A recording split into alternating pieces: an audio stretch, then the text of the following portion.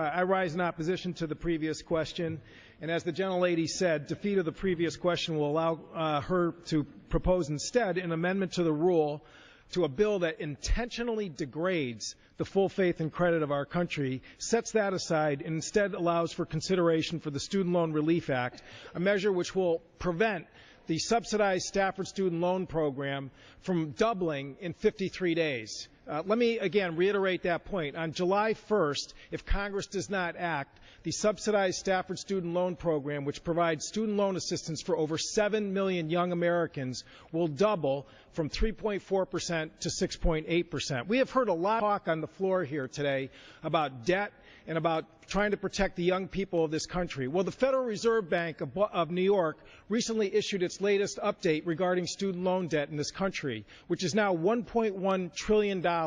It's higher than credit card debt. It is higher than car loan debt. When we talk about the challenges facing particularly young people in this country who are trying to get the opportunity to upgrade their skills, something which this recession has taught us painfully is necessary because the unemployment rate of people with high school degrees or less is 3 times as high as people with 4-year degrees.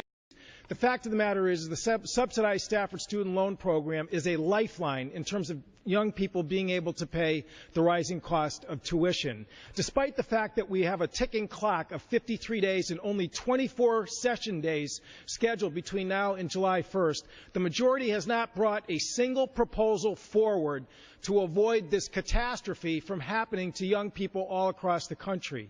The Student Loan Relief Act, which I am the lead co-sponsor of, has over 125 co-sponsors here in the House, will extend the lower rate for 2 years and will allow this chamber to once and for all get its arms around this serious, critical problem for the future of this country. The fact of the matter is the student loan debt issue requires a comprehensive rewrite of the Higher Education Authorization Act, which will give tools to young people starting in high school to make better choices about where they go to school, how they're going to pay for it with better awareness and information. It would also allow people who have graduated to be able to refinance their debt so that they can lower those monthly payments. Again, you talk to the realtors in this country about what's holding back the housing market. Young people in their 20s and 30s who are carrying student loan debt of $60,000, $70,000, $80,000 are not in a position to go out and buy a house because they can't qualify for a mortgage because of these high payments. It is time for Congress to focus on what people are really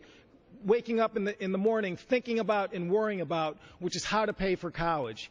Mr. Speaker, on May 1st, we just celebrated Decision Day, which is the day when young people make the choice about where they're going to college.